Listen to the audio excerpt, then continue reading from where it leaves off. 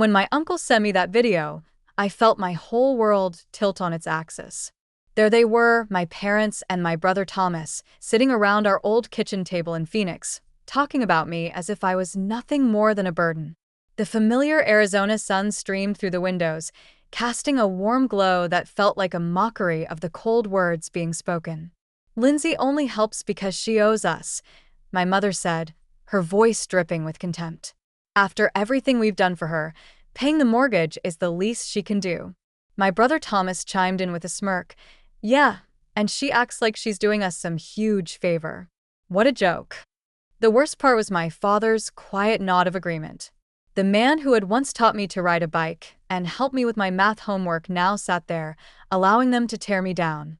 The video was shaky, clearly taken without their knowledge, but their words came through crystal clear. I watched it 3 times, each viewing filling me with a strange mix of numbness and clarity. For the past 4 years, I'd been making substantial payments on their mortgage through my LLC, Divine Investments. They thought they were making payments to a bank, never bothering to read the fine print of the agreement my financial advisor had helped arrange. Every month, they made their small contribution, while I covered the bulk of the payment, all while they complained about my minimal help.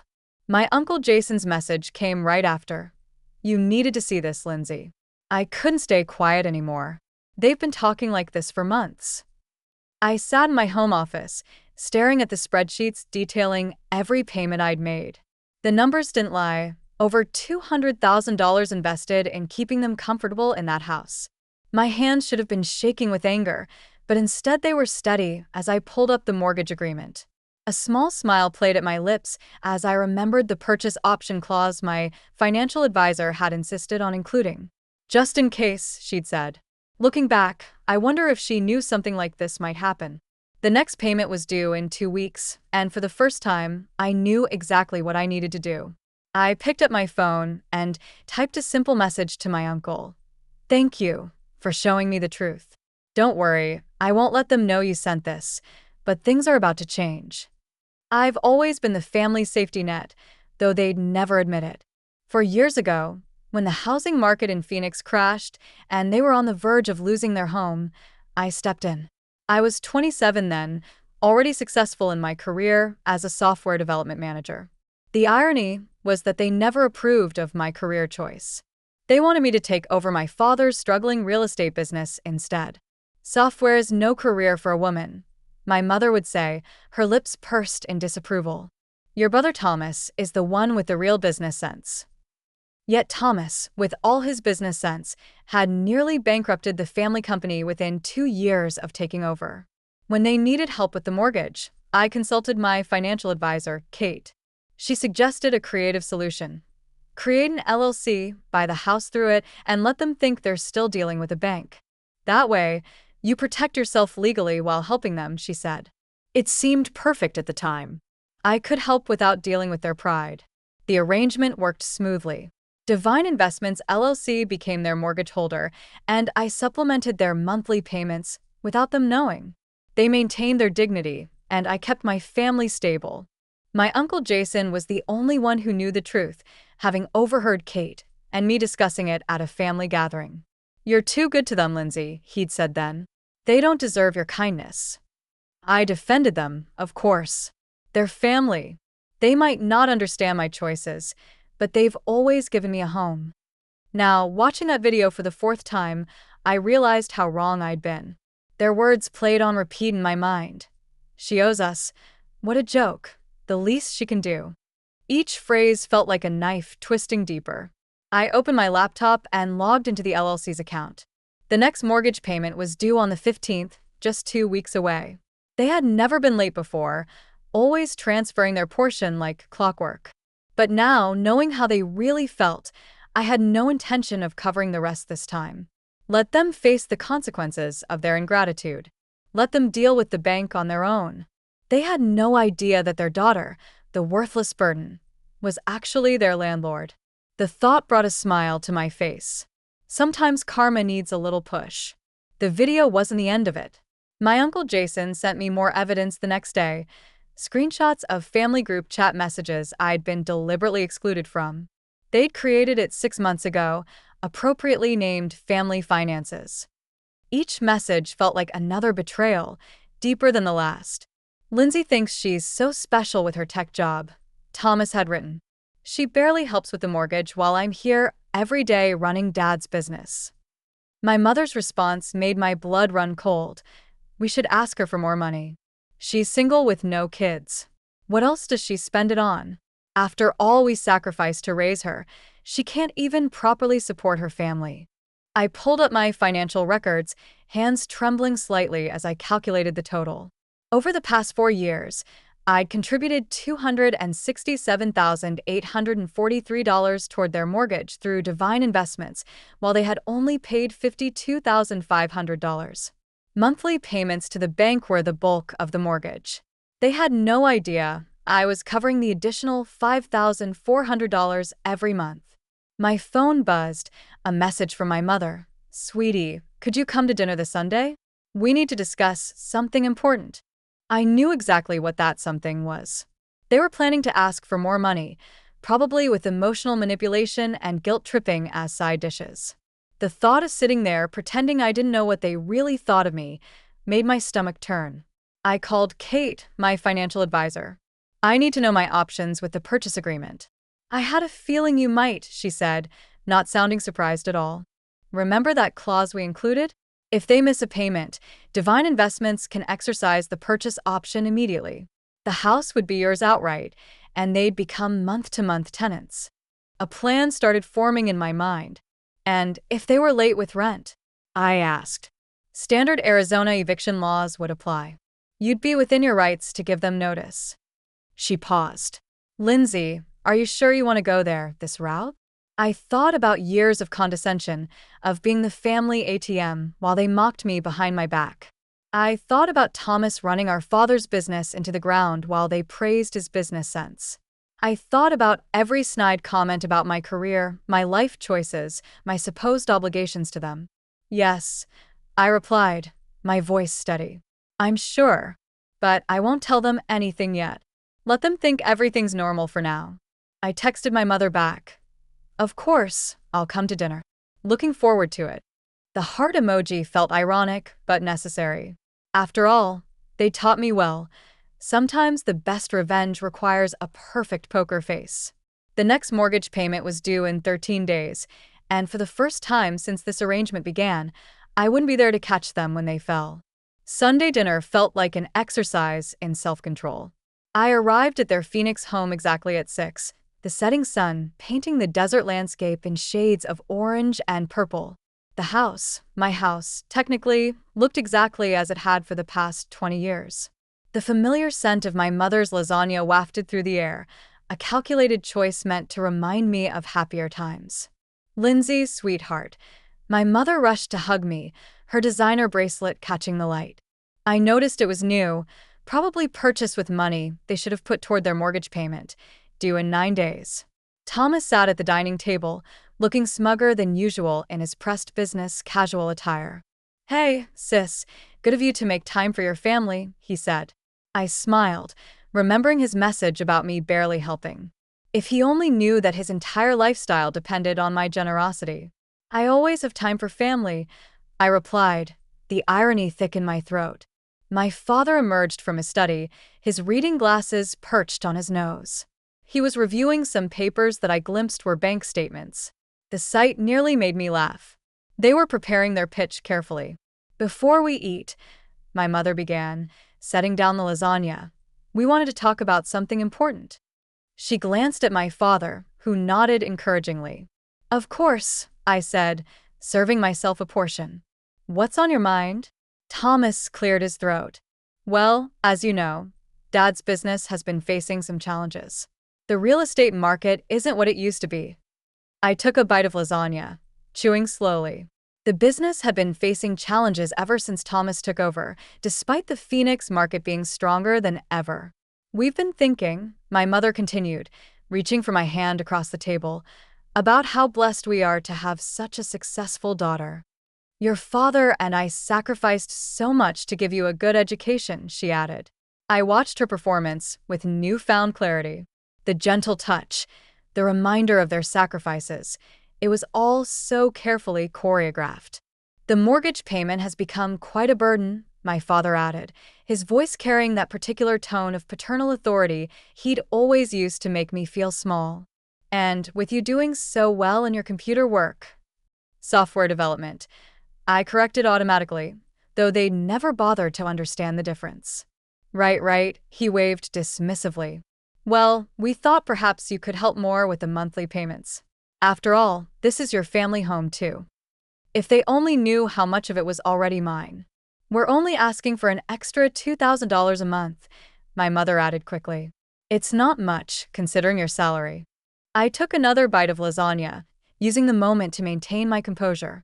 They wanted $2,000 more when they didn't even know I was already paying over $5,000. The audacity was almost impressive. I'll think about it, I said finally, my voice neutral. Times are a bit uncertain right now. Uncertain? Thomas scoffed. Please, we all know you're doing fine, unlike some of us who are actually working hard to keep this family's legacy alive. I smiled, thinking about the notification their bank would send when they missed their payment next week. You're right, Thomas. Sometimes we all get exactly what we deserve. After dinner, I excused myself to use the bathroom, but took a deliberate detour past my father's study. The door was ajar, and I could hear my parents and Thomas talking in hushed voices. I paused, my heart pounding, as their words drifted out. She's not going to help, Thomas said, his voice bitter. Did you see how she just sat there, acting all superior with her tech money while our business is struggling? Patience, my father replied. We have another option.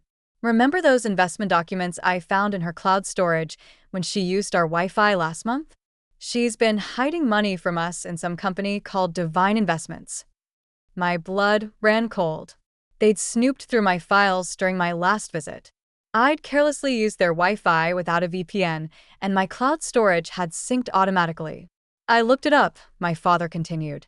It's a legitimate LLC, and it's doing very well. She's been squirreling away money there instead of helping her family. I raised a snake. My mother's voice chimed in. We'll give her one more chance to help voluntarily. If not, I'll remind her about that time in college when she took money from your business account for her tuition. She thought we never knew, but we have proof. She'll have to help us then. I had to bite my lip to keep from laughing. The money they were talking about, I'd borrowed it with my father's permission when their check for my tuition bounced. I'd even paid it back within a month, with interest. I had emails proving everything. Their attempted blackmail was as pathetic as it was desperate. And if that doesn't work, Thomas added, we can always reach out to her company's HR department, ask some questions about her mental stability, maybe suggest she's been stealing company resources for personal projects. That would get their attention.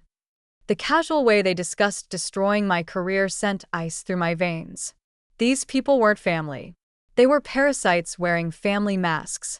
I quietly slipped back to the bathroom, flushed the toilet for show, then returned to the dining room. They filed back in moments later, all wearing practiced smiles.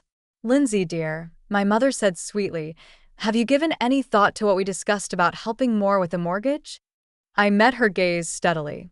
Actually, I have. You're right. Family should help family. I'll have an answer for you in about 8 days. The timing wasn't random. Their mortgage payment was due in 8 days, and I knew exactly what would happen when they missed it. Divine Investments would finally reveal its true ownership. 8 days? Thomas frowned.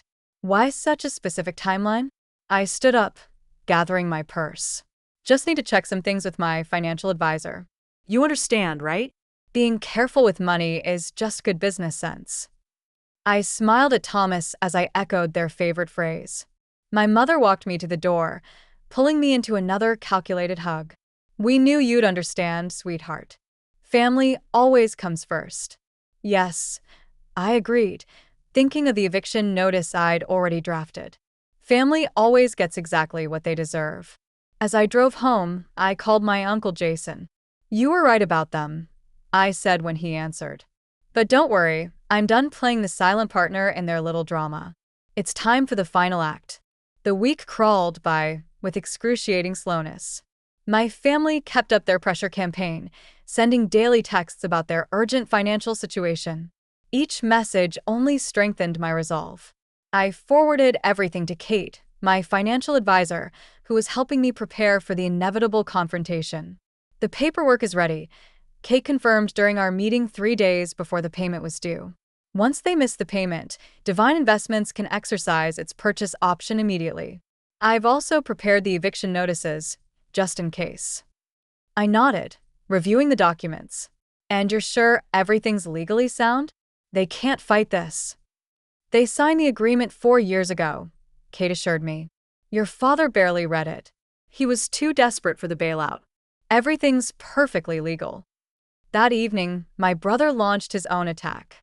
"Hey, sis," his text read, "I was just talking to my friend in tech recruitment. Heard some companies are doing layoffs. Must be scary for you. Good thing you have family to fall back on. Speaking of which, about that help we discussed." The attempted manipulation was so transparent, it was almost comical. I showed the message to my Uncle Jason over coffee the next day.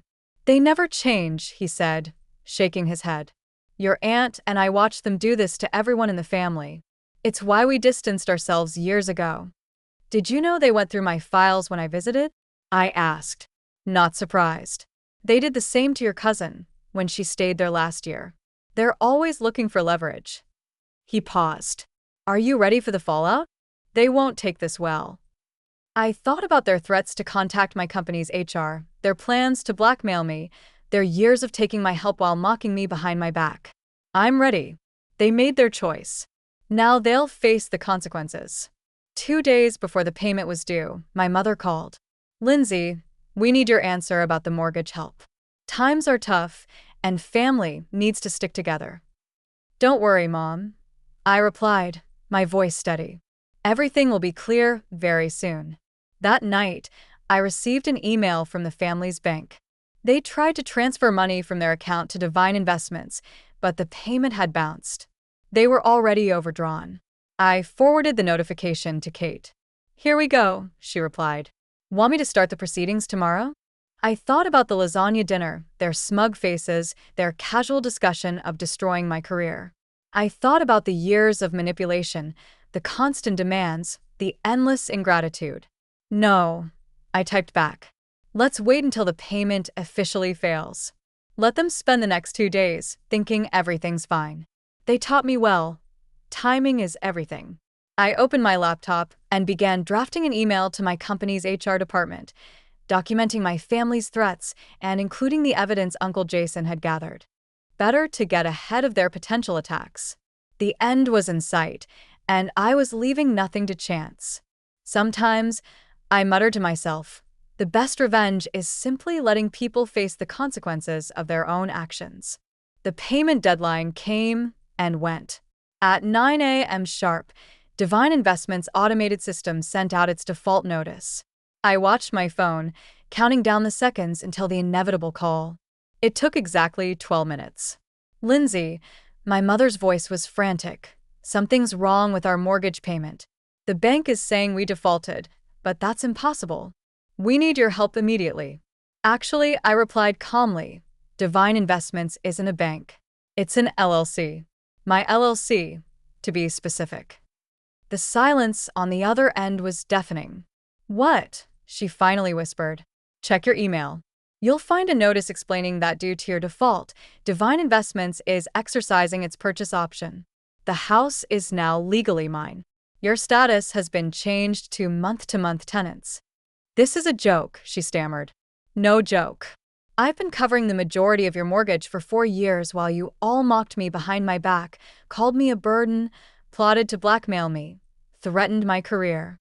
"How did you?" "Uncle Jason showed me the video. He showed me everything. Now, about your tenancy, your first rent payment is due in 30 days. I suggest you start looking for somewhere else to live."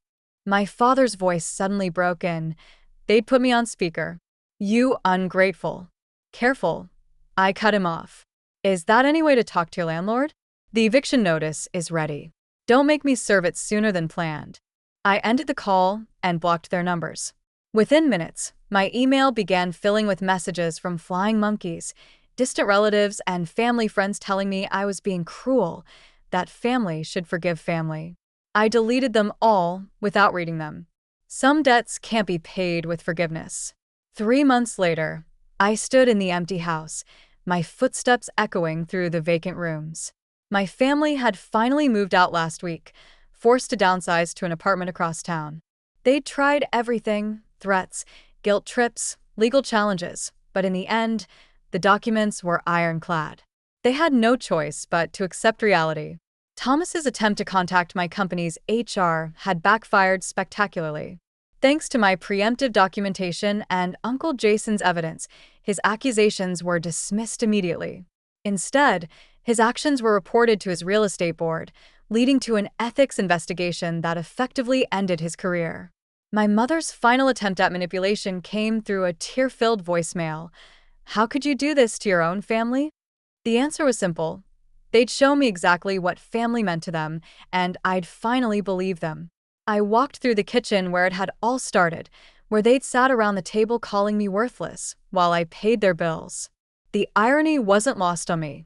Uncle Jason and his wife were coming over later to help me prepare the house for sale. The proceeds would go to establishing a foundation for helping victims of financial abuse. Something good could come from this after all. My phone buzzed with a text from Kate.